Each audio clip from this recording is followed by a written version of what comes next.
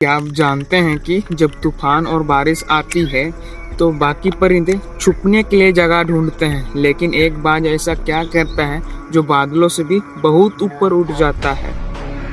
जीवन में मुश्किलें और परेशानियां बारिश की तरह बरसाती है, लेकिन हमें और आप भी बाज की तरह हार नहीं माननी चाहिए कि उन्हीं मुश्किलों को ऊपर उठने का नजरिया बनाना चाहिए।